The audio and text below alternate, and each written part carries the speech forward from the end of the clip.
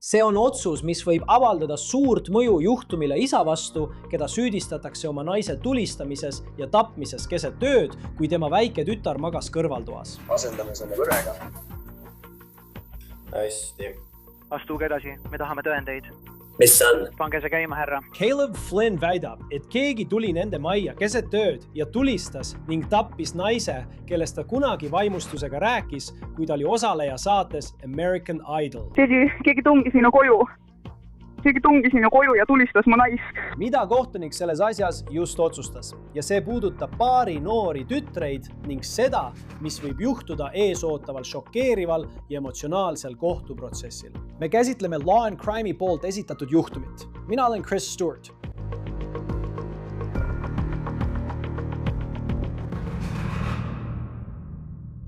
On raske mõista, et keegi teeks seda, milles Caleb Flynni süüdistatakse.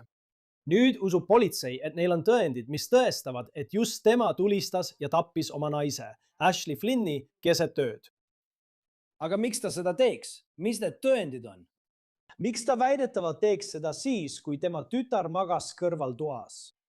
Ja ta ütleb, et sissetungija tuli sisse ja on juhtunu eest vastutav. Aga nagu te kuulete 911 kõnest ja kehakaamera videost, mida ma kohe teile näitan, jääb küsimus.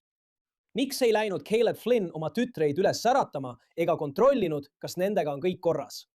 Ma mõtlen nendele küsimustele tihti ja me kõik ei pruugi nendele küsimustele vastuseid teada enne sügist. Aga me saime just teada olulise uuenduse selles juhtumis, mis puudutab neid noori tüdrukuid. Tüdrukuid, kes kasvavad nüüd üles ilma emata, isa süüdistatakse ema tapmises. Ma mõtlen, nad on olukorras, kus sõna traumaatiline ei kirjelda pooltki sellest.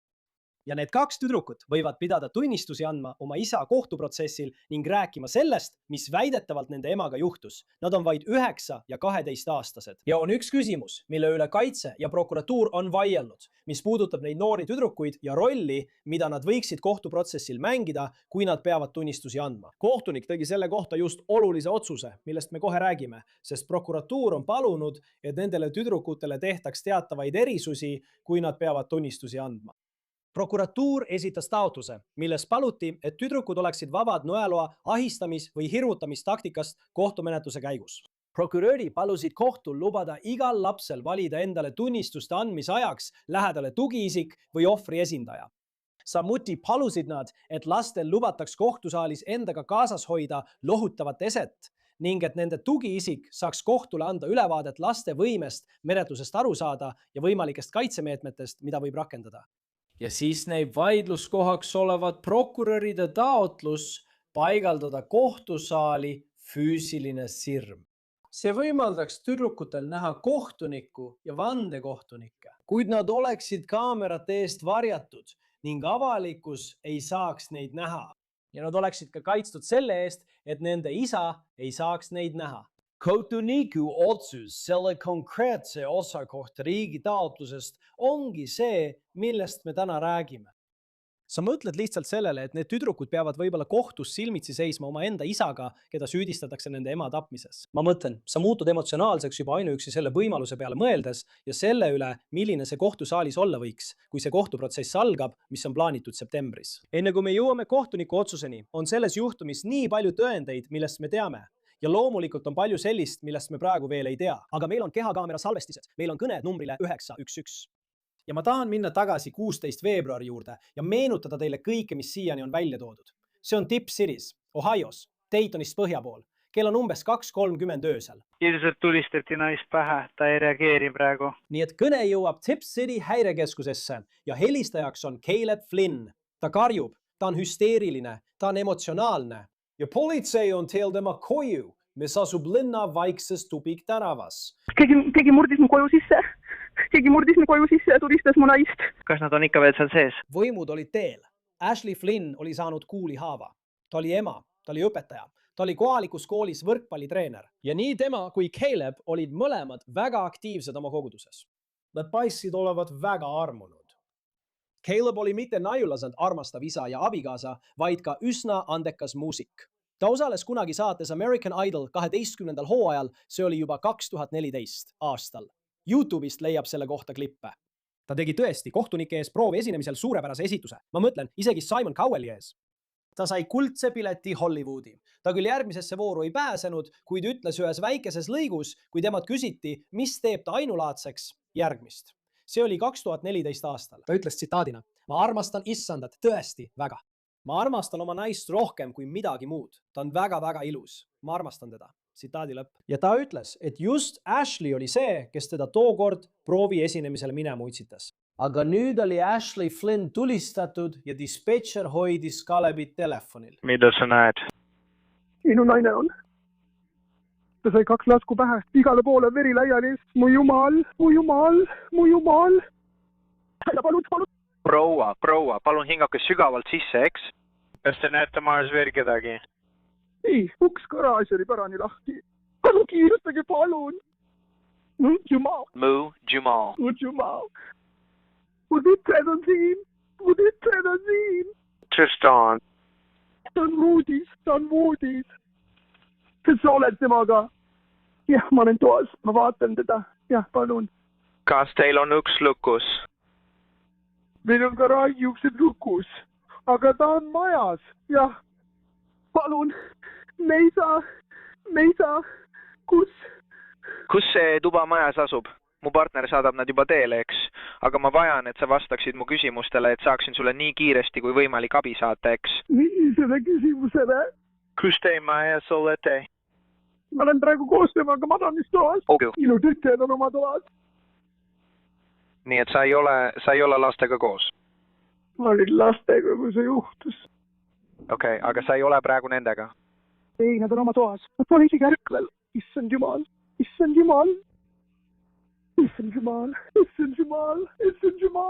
Nüüd oli liinil segadus selle üle, kus lapsed kodus olid. Ja Caleb ütleb, et lapsed magavad endiselt, kuigi nende ema oli maha lastud. Ja see on paljudele inimestele silma jäänud, arvestades Calebi lugu, et keegi tuli sellesse koju, see sissetungija, ja pani toime vägivaldse ja jõhkra mõrva. Ja ometi, kui kuulata 911 hädaabikõnet, ütleb ta, et lapsed magavad endiselt. Nüüd, siin on see, mida ta ütles selle kohta, kus Ashley Flynn väidetavalt kodus asub. Ta ütleb, et ta on surnud, ta on nende voodis. Kas sa kuuled midagi? Ei, ma silitasin ta jalga ja ütlesin ta nime. Ta ei vasta. Olgu, sinu tütar ei vasta sulle. Ei, oota, ma panen oma. Särgisin ka. Mis ütlesid? Su tütar ei vasta sulle. Ei, nad on teises pool tuba. Nad on teises oma toas. Okei. Kas sa kuuled majas sees mingit müra? Ei, tema nägu on... Härra, tema nägu on malvi kui lubi. Palun kiirustage. Olgu, kelle nägu? Minu naise nägu. Sinu naise nägu? See, keda puristati. Teda tulistati. Tulistati või? Ole vaid, ma ütlesin. Olgu, kuhu teda tulistati? Olgu, kas ta hingab? Ma loodan, et verd pole igal pool. Ei. Olgu, ma ei tea. Ma ei usu. Isli, kallis, palun. Oh jumal, ei, ta ei ole. Okei, ta ei reageeri sulle. Ei. Nüüd usub politsei kõike, mida sa kuulsid, ja ma hakkan sulle kohe seda kehakaamera videot näitama. Nad usuvad kogutud tõendite põhjal, et see kõik on näitemäng. See on see, mida Caleb ütles oma naise ja laste kohta selles hädaabikõnes. Mida ma teen? Sest sa üldse hingab. Ma ei usu. Liiga palju. Okei. Kui sa tunned end selleks valmis, siis ma tahan, et sa läheksid ja leiaksid riidetüki ning paneksid selle riidetüki selle kuulahaava peale, okei? Nagu rätik. Jah. Nagu rätik, aga ära avalda sellele otsest survet. Lihtsalt pane see kuulihaava peale, okei? Okei. Nüüd jumal. Oh. Hinga nüüd korra sügavalt sisse, eks? Olgu. Võta see riie ja pane see haavale, aga ära suru otse peale, eks? Nad tulevad sinu juurde nii kiiresti, kui saavad, eks? Ma lihtsalt panin selle peale pähe. Okei. Kus lapsed on? Kas nendega on kõik korras? Kas sa oled neid kontrollinud? Ma ei ole seda kontrollinud. Neid, okei. Kas sa saad minna vaatama, kuidas lastel on? Politsei on siin. Oota, kas sa saad minna vaatama, kuidas lastel on? oota, politsei just saabus, nad just lahkusid. Olgu, palun mine vaata, kuidas lastel on, eks? Nad ikka veel magavad. Olgu, sa näed ikka veel, et nad hingavad. Sa ei näe neil ühtegi haava. Ei. Politsei just saabus. Härra. Politsei on siin. Ma tahan, et sa... Olgu, ava talle uks, et ta saaks tema juurde minna, eks? Olgu ta jookse, et ta tuleb minu juurde. Härra, palun. Härra, mis? Ma ei tea, garaaži uks oli pärani lahti. Ma olen tema abikaasa, tema mees. Olen ma tema... Ei, ma ei usu. Nüüd, see on hetk, kui politsei lõpuks majja jõuab. Ja siin saame tuua mängu keakaamera video ning sa hakkad nägema, mida politseinikud majas sees nägid.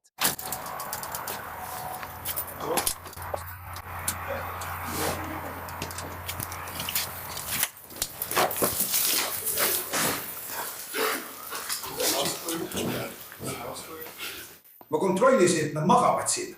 Siin pole midagi muud, okei? Ma olen seal magamistoas, nad magavad ikka veel. Okei, kas sa oled kontrollinud, kas sa oled nende järele vaadanud? Hädaabi, jah. Kui sa praegu majast välja ei lähe, siis keegi teine siia sisse ei tule. Punkt. Ei kord. Olgu! Mujumal. Hei, istu! Kas sa tahad istuda? Hinga sügavalt sisse. Kas ta on näinud?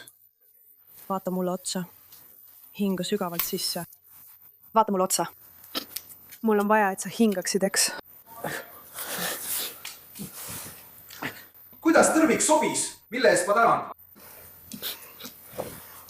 Mida ma tegin oma tütrega? Mida ma tegin meie tütrega? Praegu on mul vaja, et sa hingaksid, eks? Nii et see on maja sisemus ja see on visuaalselt tsenseeritud kehakaamera salvestises, mille saime Tip City, Ohio politseit. See heli katkeb, kui tundub, et Caleb vastab küsimustele selle kohta, mis täpselt kodus juhtus. Caleb ütles uurijatele, et tal on majas relvad ja ta väidab, et hoiab püstolit oma auto keskkonsoolis. Patrull on teel, nad pole veel turvaliselt kohal, kui neid võidakse läbi otsida.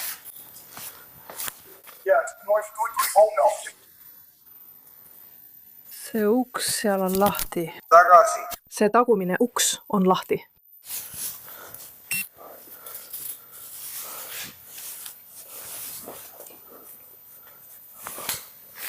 Kas see viib õue? Sest ma ei näe. Kas see on kapp?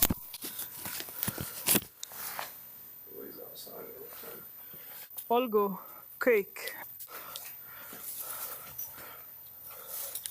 Pikapi keskkonsuul. On küll.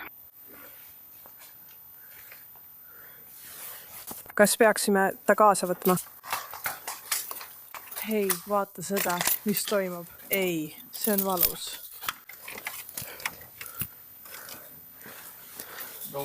Kas sa näed verd? Ma lihtsalt räägin. Ma ei suuda rattale peale saada. Noh, ma lihtsalt... Hei, keegi valvaku teda.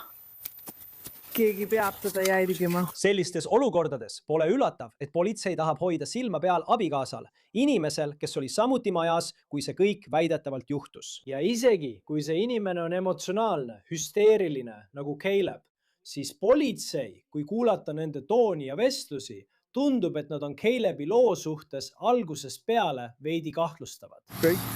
Jah, tagauks on lahti. Seal on nagu uks kohe seal küljel. See on lahti.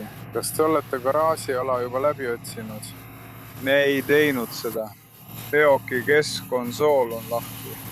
Ja ta ütles, et seal ta hoiab tema relv. Nii et... See on sulle... Naine. Kes samas toas? Jah. Tema puudis. Kas sa kuuled mind?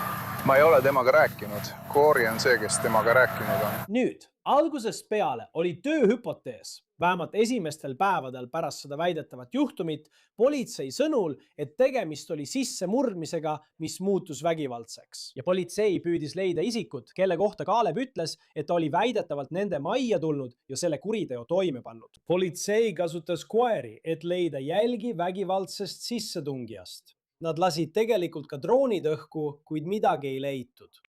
Ja uurimise käigus ütleb politsei, et nad lähtusid sellest teooriast. Ja kogukonnas oli palju inimesi, kes seisid samuti Kaalepi kõrval. See on kuriteopaiga video WHIO TV andmetel. Ja kehakaamera videos näete tõesti. Inimesed, kes olid sellele perele lähedased, ei suutnud mõista mõtet, et Kaalep võiks olla vastutav selle eest, mis väidetavalt juhtus. Ja kehakaamera videos ilmub välja tundmatu naine, kes tuleb Caleb Flynni lohutama. Oh, jumal.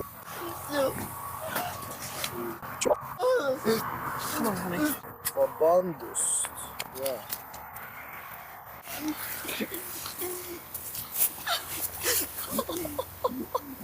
Ei.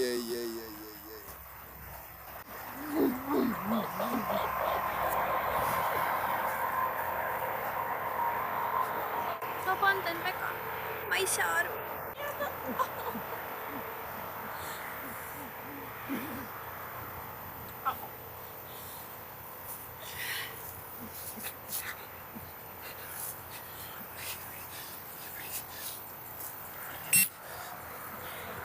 Kas sul on vaja, et meeskond sind vaataks? Ma ei kuule sind.